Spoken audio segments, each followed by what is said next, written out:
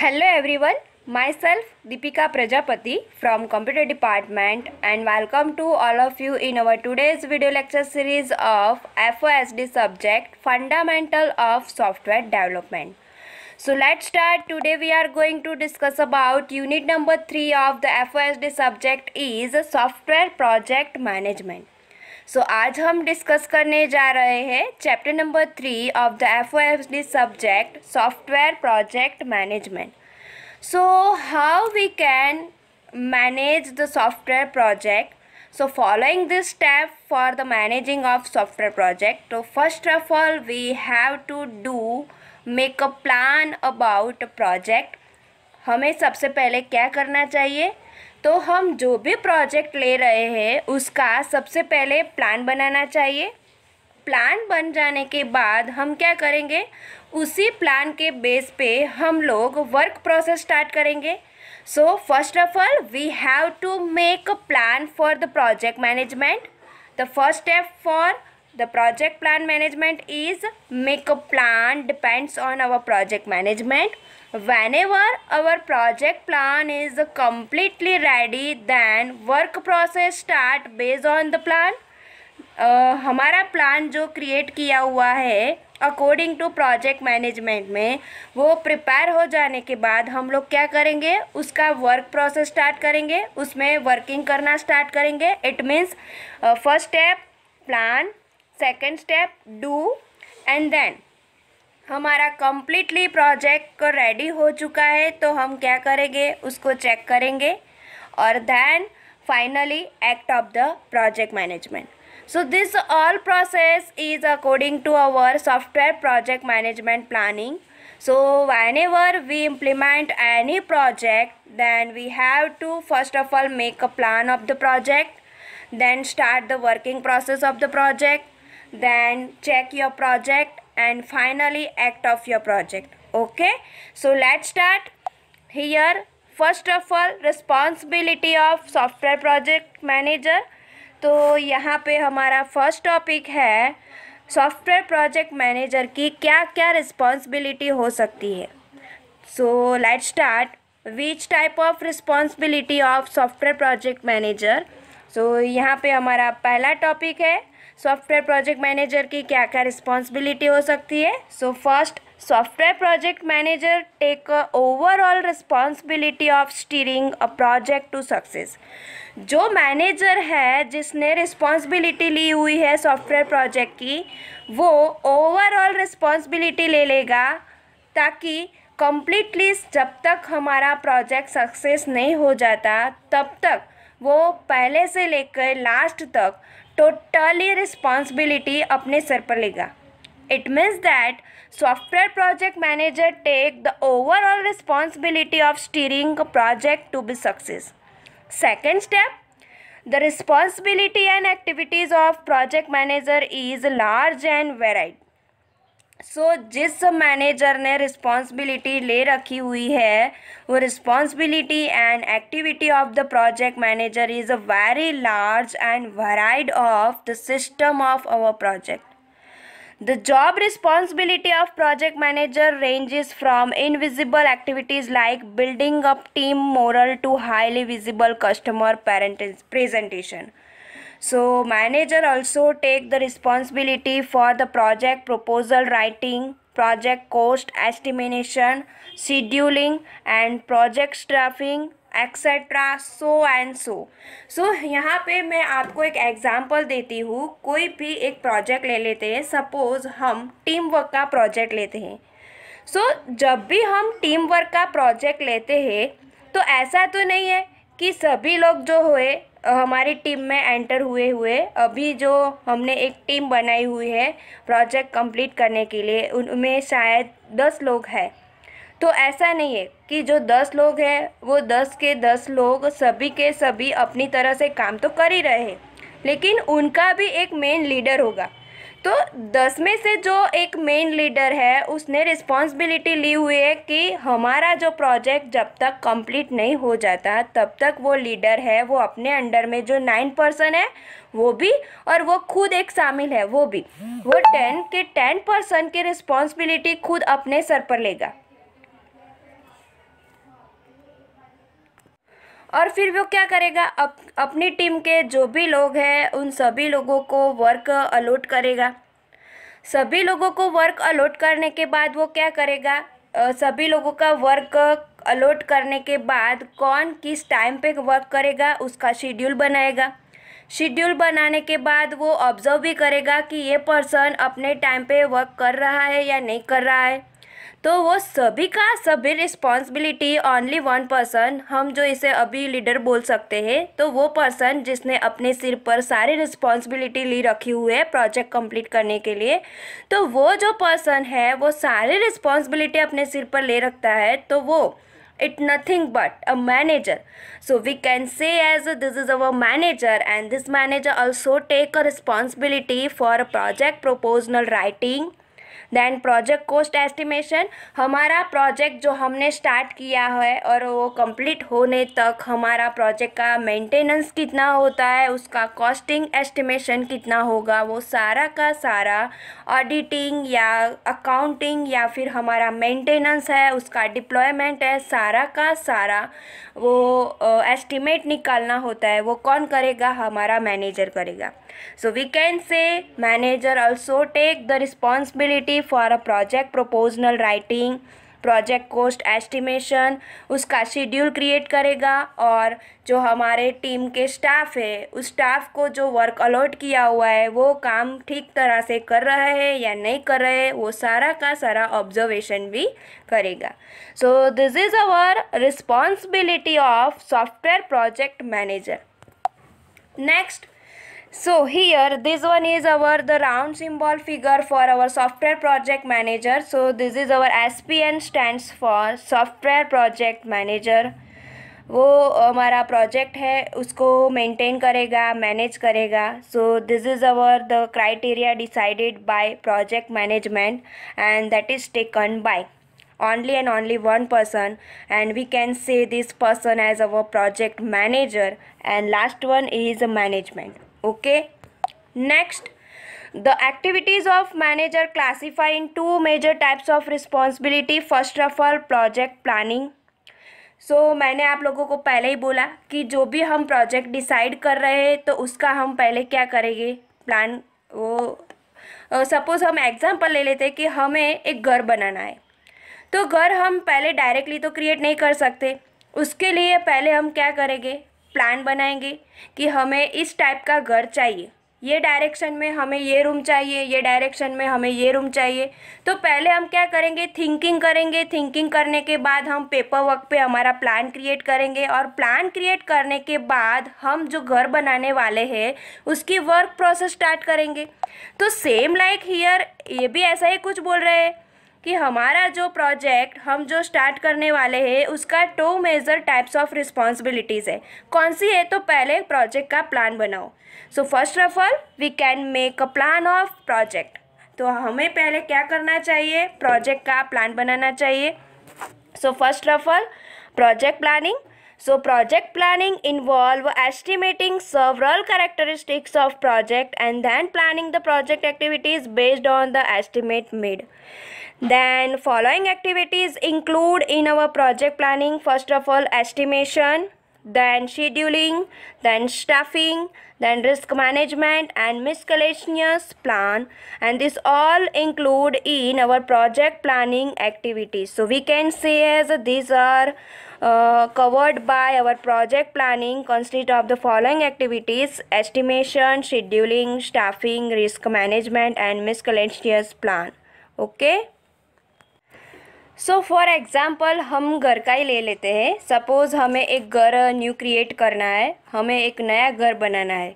तो पहले हम क्या करेंगे, पहले डिसाइड करेंगे कि हमें कितना कवरेज एरिया में हमारा घर खड़ा करना है।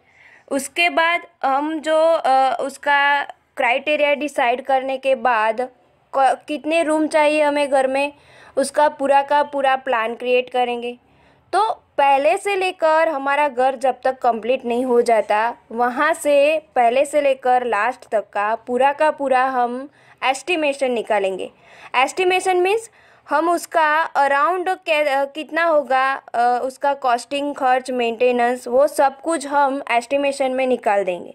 उसके बाद हमारा प्लान क्रिएट हो जाता है तो अब हम हमारा घर जो क्रिएट करने वाले हैं तो उसके लिए हम अपना वर्क प्रोसेस स्टार्ट करेंगे।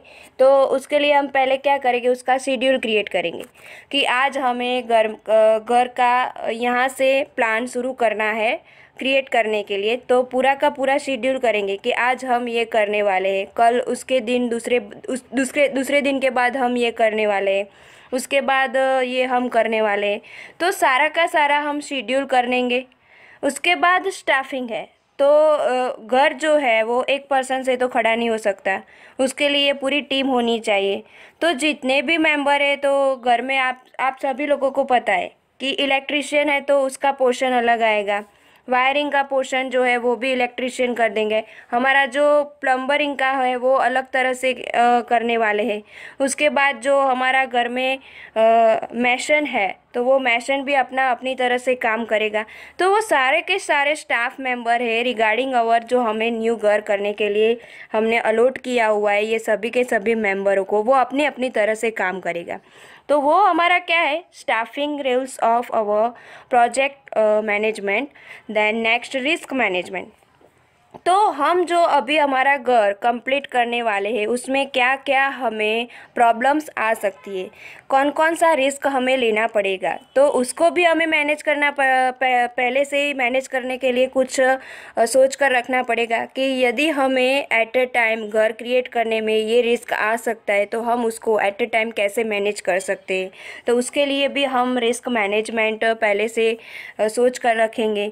उसके बाद है वो मिससेलेनियस प्लान है, तो वो भी हमें पूरी तरह से पहले से लेकर लास्ट तक कौन कौन सी कॉस्टिमेशन है, वो मेंटेनेंस है, डिप्लॉयमेंट है, सारा का सारा किस तरह से हमें प्रोजेक्ट मैनेजमेंट कंप्लीट होने में हेल्पफुल होगा, यूज़फुल होगा।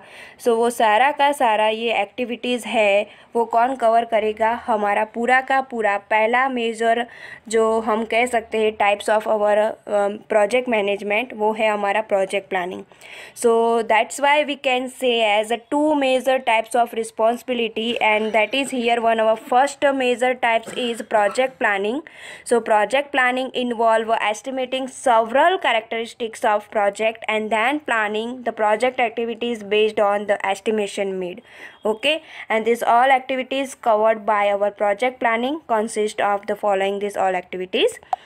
Next, project monitoring and control activity, and this is a very most important thing about our project management. So which types of monitoring and control activities occur by any manager? So here project monitoring and control activities of the project management is nothing but we can also take a one type of meet, and as well as we can also say as a group member discussion. So the project monitoring and control activities are undertaken once the development activities start, and then the aim of project monitoring and control activities is to ensure that the development project monitoring and control activities depends on our project manager. So यहाँ पे हमें ऐसा कुछ बता रहे हैं कि project monitoring और कंट्रोल एक्टिविटीज़ है वो क्या कर सकते हैं। तो जब हमारा प्रोजेक्ट कम्प्लीटली रेडी हो जाता है तो हम क्या करेंगे, उसका मॉनिटरिंग स्टार्ट करेंगे।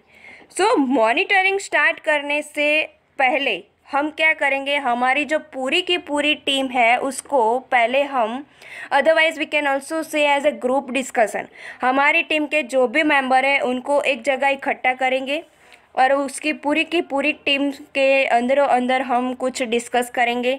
इसका मीनिंग है कि यहाँ पे आप देख सकते हैं कि यहाँ पे 4 मेंबर हैं, उसको हमने एक जगह बिठाया हुआ है और वो अपनी अपनी तरह से अपना टॉप ऑफ व्यू में जो भी उसके माइंड में थिंकिंग आता है वो अपनी तरह से अपनी साइड से वो जो मैनेजर है उसको बोल रहा है कि ऐसा कुछ कर सकते हैं, ऐसा कुछ कर सकते हैं मॉनिटरिंग करने के लिए।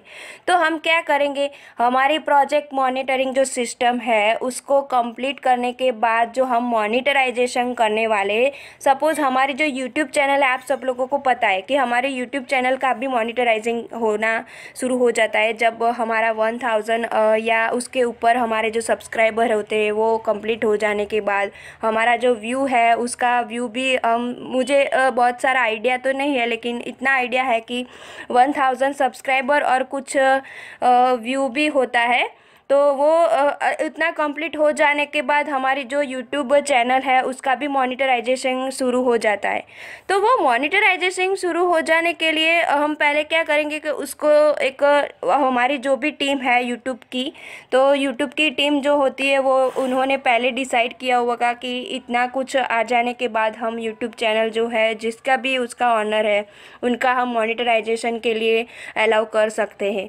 तो ऐसा ही कुछ यहाँ पर हमारा है कि जो हमारा प्रोजेक्ट कंप्लीट हो जाने के बाद हम जब उसको पब्लिश करने वाले होते हैं, इसका मीनिंग हम जब उसको डेवलप करने वाले होते हैं, तो हमारी पूरी की पूरी टीम जो होती है उसको पहले हम बिठाते हैं, उसका सभी लोगों का हम रिव्यू लेते हैं कि कौन क्या कर रहा है, कौन क्या कहने वाला है हमारे प्रोजेक्ट के बारे में। सो हमारा टोटली मेन एम यही है। So the aim of the project monitoring and control activities is nothing but it ensure to develop our finally project management.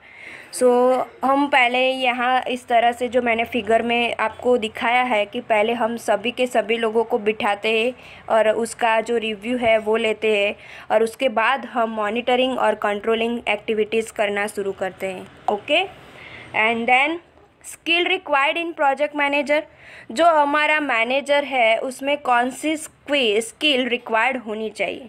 हमारा मैनेजर है उसमें कुछ स्किल तो होनी ही चाहिए ना, अदरवाइज़ हमारा प्रोजेक्ट है वो सक्सेसफुल नहीं होगा। विदाउट एनी स्किल जो हमने उसको मैनेजर बना दिया है और वो अपने सिर पर सारी रिस्पॉन्सिबिलिटी ले रहा है लेकिन उसमें कोई टैलेंट ही नहीं है, तो हमारा जो प्रोजेक्ट है वो जो हम सक्सेसफुल करने के लिए इतनी सारी मेहनत कर रहे होंगे फिर भी वो क्या हो जाएगा, अनसक्सेसफुल हो जाएगा। वाई? बिकॉज उसका जो मैनेजर है, उसका जो मेन हैंडलर है वही टैलेंटेड नहीं है, तो उसके अंडर में काम करने वाले होते हैं वो भी उसका कुछ भी नहीं कर सकते। तो हमें जो प्रोजेक्ट मैनेजर मिला हुआ है उनके अंदर भी कुछ स्किल होनी चाहिए, उसके अंदर भी कुछ टैलेंट होना चाहिए। So skill required in project manager, so he must have theoretical knowledge of different project management techniques and a good decision making capability also required in project manager। जो पहला स्किल है प्रोजेक्ट मैनेजर में वो है कि वो ऐसा person होना चाहिए वो गुड डिसीजन ले सके। So first skill of the project manager we can say as good decision making capabilities also required in a project manager। जो हमारा प्रोजेक्ट मैनेजर है वो गुड डिसीजन लेने वाला होना चाहिए।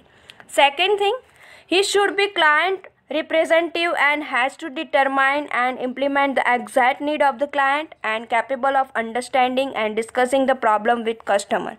उसके बाद हमारा मैनेजर कैसा होना चाहिए, तो मैनेजर ऐसा होना चाहिए कि जो कस्टमर की रिक्वायर है, इसका मीनिंग ये होता है कि सपोज़ मुझे एक एप्लीकेशन बनानी है, आइदर मुझे कोई सॉफ्टवेयर बनाना है, मेरा दीपिका प्रजापति है, उसका सेपरेट मुझे एक सॉफ्टवेयर चाहिए, तो मुझे उसका कोई नॉलेज नहीं है, लेकिन मैं क्या करूँगी, जो डेवलपर सॉफ्टवेयर डेवलप करते हैं उनके पास जाकर मैं बोलूँगी कि मुझे ऐसा एक सॉफ्टवेयर रेडी करना है, मेरे पास आइडिया है लेकिन उसको कैसे बनाना है वो मुझे मालूम नहीं है। तो मैं क्या करूँगी, डेवलपर के पास जाकर मेरा जो आइडिया है, मेरी जो रिक्वायरमेंट है, एज ए मैं कस्टमर हूँ, डेवलपर के सामने बैठ के मैं सारी की सारी मेरी रिक्वायरमेंट है उसका जो मैनेजर है उसके पास जाकर मैं पूरी की पूरी रिक्वायरमेंट दूंगी कि मुझे इस तरह का सॉफ्टवेयर चाहिए।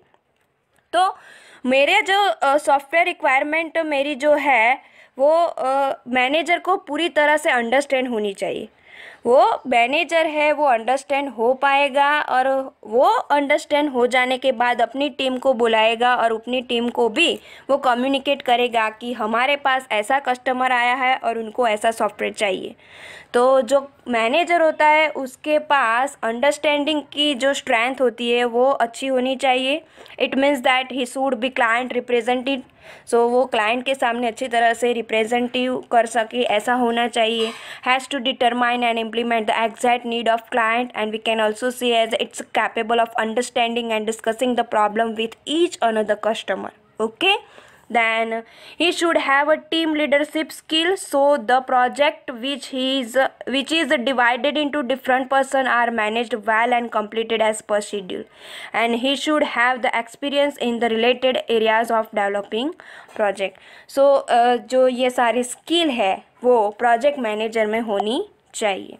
सो हियर हमने पहले ही डिस्कस किया कि हमारी जो 10 मेंबर की टीम है तो कोई एक तो लीडरशिप लेगा, तो उनके अंडर में जो हमारे टीम के मेंबर है वो काम करेंगे, उसको जो वर्क अलॉट किया है वो अपनी अपनी तरह से अपना वर्क कंप्लीट करेंगे. So he must be able to monitorising and scheduling the progress of the project and evaluating performance each milestones of the project.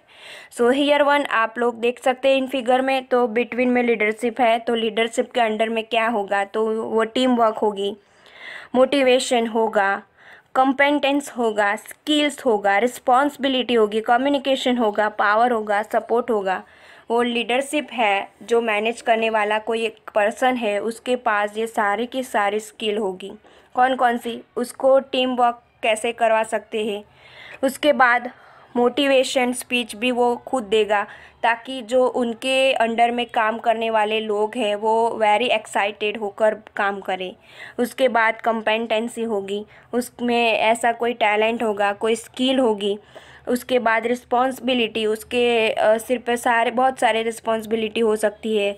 उसके बाद कम्युनिकेशन, उसका जो नेचर है वो भी अच्छा होना चाहिए, तो वो दूसरों के नेचर के साथ अच्छी तरह से कम्युनिकेट हो सके, सिंक्रोनाइज अच्छी तरह से हो सके दूसरों लोगों के साथ. उसके बाद उसमें पावर होना चाहिए, and we can also say as a attitude, but ऐसा कोई एटीट्यूड नहीं होना चाहिए. उसके जो टेक्निकल एटीट्यूड हम बोल सकते हैं, तो ऐसा कुछ उसके पास एटीट्यूड भी होना चाहिए, पावर होना चाहिए. उसके बाद वो सपोर्ट करने वाला होना चाहिए, ऐसा कोई ईगो रखने वाला पर्सन नहीं होना चाहिए. सो ये सब कुछ है वो हमारी skill required in project manager में एक्टिविटीज़ है. सो नेक्स्ट उसके बाद आता है matrix for size estimation. So this topic is very most important topic for the GTU exam, and this question again and again asked in GTU exam. So whenever this type of question asked in GTU exam, then you have to attempt the answer, this type of answer for the matrix for size estimation. So the accurate estimation of the problem size is a fundamental of satisfactory estimation of other project parameters such as effort, time duration for completing project and total cost for developing software. So यहाँ पे हमें matrix for size estimation करना है. तो जब हम अपना पूरा का पूरा एफर्ट्स देते हैं प्रोजेक्ट को सक्सेस करने के लिए, तो हमारा जो एफर्ट्स है, हमने कितना टाइम लिया प्रोजेक्ट कंप्लीट करने में, सो हमारा जो टाइम ड्यूरेशन है जो हमने प्रोजेक्ट कंप्लीट करने में कितना लिया हुआ है, उसका टोटल कॉस्ट, ताकि हमने जो भी प्रोजेक्ट डेवलप किया हुआ है, पब्लिश किया हुआ है, तो उसका कॉस्ट कितना हुआ है सॉफ्टवेयर का, वो सारा का सारा जो पैरामीटर्स है उसको हम क्या करेंगे, अब matrix for the size estimation करने जा रहे हैं. So the project size is a measure of the problem complexity in terms of the effort and time required to develop the product. So here currently two metrics are used to estimate size. तो यहाँ पे हम दो matrix है जिसे हम use करने वाले हैं मेज़र करने के लिए. इट मीन्स एस्टिमेट करने के लिए हमारा जो प्रोजेक्ट मैनेजमेंट सॉफ्टवेयर जो हमने डेवलप किया हुआ है उसको हम अभी मेज़र करने वाले हैं टू मैट्रिक्स से. सो हमारा फर्स्ट मैट्रिक्स है LOC. LOC stands for lines of code, and हमारा सेकंड मैट्रिक्स जो है इसे हम कहने वाले हैं FP. FP stands for function point. So let's start lines of code. First LOC. So LOC is our simplest and most widely used matrix to estimate the project size. हमारी project की जो पूरे की पूरी साइज़ है उसको estimate करने के लिए हम एलओसी का यूज़ करेंगे, it means lines of code का। हियर मैं आपको उनका फिगर दिखा देती हूँ। देखो यहाँ पे मैंने एक स्क्रीनशॉट ले लिया हुआ है, उसका एक पिक कैप्चर किया हुआ है। ये हमारा VB.NET का ही है जो हम अभी परफॉर्म करते ही है विजुअल स्टूडियो में। आप लोगों को मालूम है हमारा जो VB.NET सब्जेक्ट है उसके लिए हम कौन सा सॉफ्टवेयर यूज़ कर रहे हैं, विजुअल स्टूडियो एंटरप्राइज 2015। तो ये जो हमारा सॉफ्टवेयर है विजुअल स्टूडियो 2015 एंटरप्राइज, वो सॉफ्टवेयर ही है हमारा। तो उसके लिए भी जो टीम वर्क ने एफर्ट्स दिए हुए हैं, उन लोगों ने जो अपनी तरह से वो कहते हैं ना कि पूरा का पूरा ट्राई करने के बाद ही उसको लॉन्च किया है, तो वो सारा का सारा उन लोगों ने एफर्ट्स दिया हुआ है। उनकी जो मेहनत, हम लोग ऐसा बोल सकते हैं, उनकी टीम वर्क की जो मेहनत है, उसके बाद ये सॉफ्टवेयर सक्सेसफुली लॉन्च हुआ है। तो उनको हम मेज़र कैसे करेंगे, उनको हम एस्टिमेट कैसे करेंगे? तो यहाँ पे आप लोगों को मैंने जो रेड एरो से डिनोट्स किया हुआ है LOC, it's nothing but our lines of code. तो उसी के बेस पे हम हमारा जो ये पहला वाला जो फाइल दिखाई दे रहा है .cs फाइल, बेसिकली हम .vb फाइल यूज़ कर रहे हैं, लेकिन मैंने यहाँ पे कैप्चर किया हुआ है .cs का। तो जो ये हमारा CS फाइल है उसका हम एस्टिमेशन कैसे पता लगा सकते हैं? तो यहाँ पे हम जब इसको रन कर रहे होंगे, इट मीन्स इसको हम कंपाइल एग्जीक्यूट कर रहे होंगे, तब यहाँ पे LOC आएगा।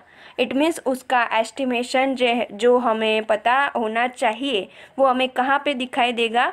तो हमें वो एग्जीक्यूट होने के समय पर, at a time whenever we run the program, then behind otherwise under of this LOC application app debug, we can see here this type of LOC, it means line of code estimation about our this CS file. Okay, so here this is the simplest and most widely used matrix to estimate the project size. It is a very popular method, and this matrix measures the size of project by counting the number of source instruction in the developed program. During the counting, comments, blank lines should not be counted, and determining the LOC count at the end of project is a very simple but accurate estimation of the LOC count at the beginning of project is very difficult. And disadvantages of LOC is a language dependent, so it focuses on coding activity only. So this is a language depend, so we can also see here this picture is coding our VB.NET language. So we can say as LOC is a language dependent and it focuses on coding activity only. LOC gives the numerical values of problem size, that is depend on coding style. We can't measure the size of specification, and LOC measure with the quality and efficiency of code. It measure lexical and textual complexity only, and difficult to estimate LOC from problem description, so it is not useful for project planning. Okay, and this figure is about our LOC estimation. Next हमारा जो second matrix है वो है function point matrix. So here हम discuss करने जा रहे अब function point matrix, the second way of estimation matrix FP, function point.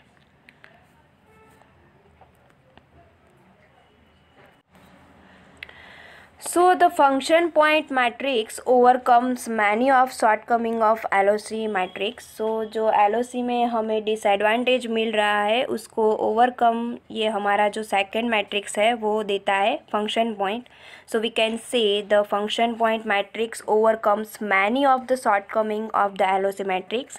So the advantage of using the function point matrix is that it can be used to easily estimate the size of software product directly from the problem specification. But in LOC here but in लिखा हुआ है, यहाँ पे space मैंने रखा नहीं है. So but in LOC the size can be accurately determined only after the product has fully been develop. And in function point matrix, the size of software product is directly dependent on the number of different functions or features it supports. So here this all equation used for count UFP.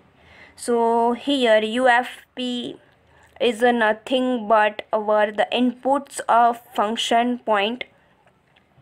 So dear all student, this portion can't explained in well format because here, so this is a function point matrix and here one this is a equation about our count UFP.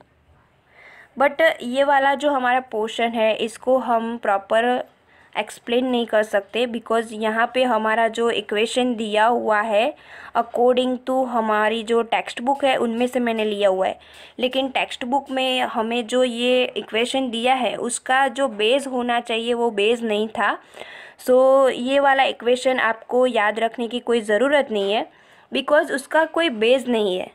तो base के बिना हम ये जो equation है उसको हम solve ही नहीं कर सकते. तो आप लोग यहाँ पे only just for your knowledge मैं आप लोगों को दिखा देती हूँ कि जो ये हमारा इक्वेशन है वो कैसे काउंट होता है.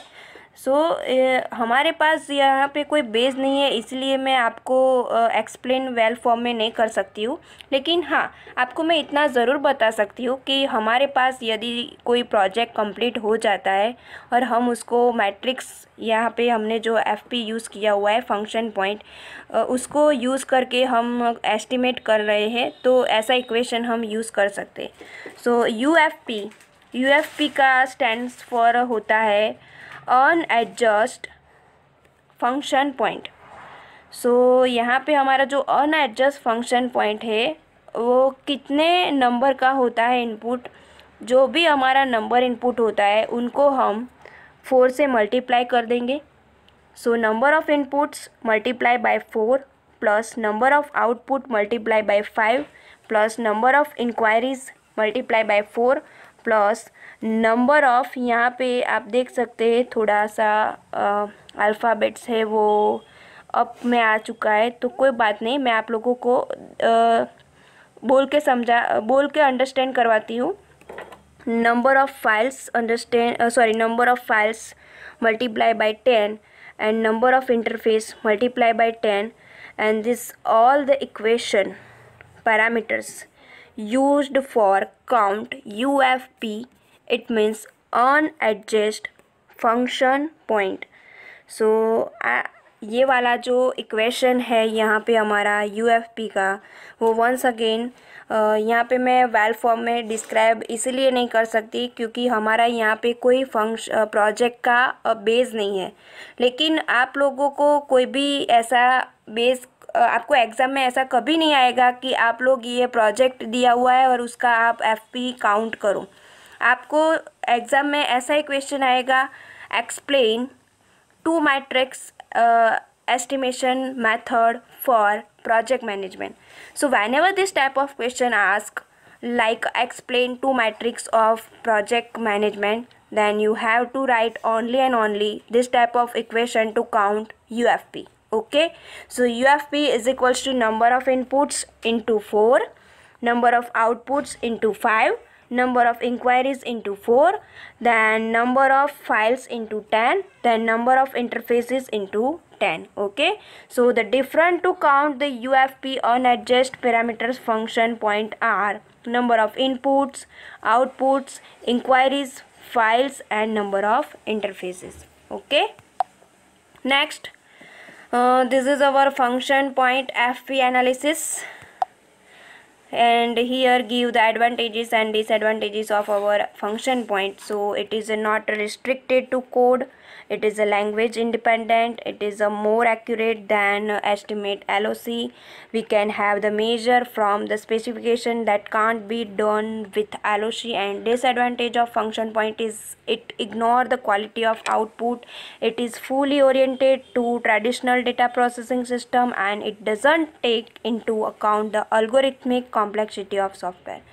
So in next lecture we will discuss project estimation technique use.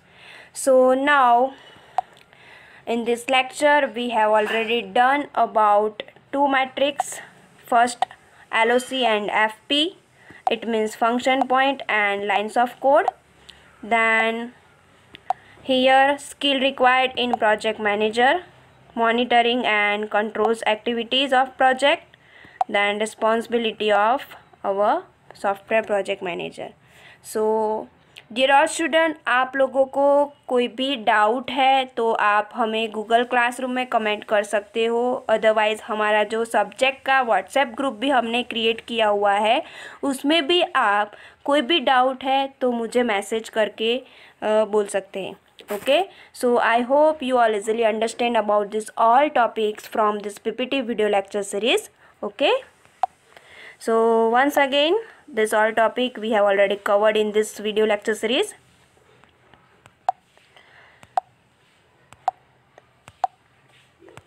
And in the next video lecture, we will discuss about project estimation technique use. Okay, so thanks to all of you.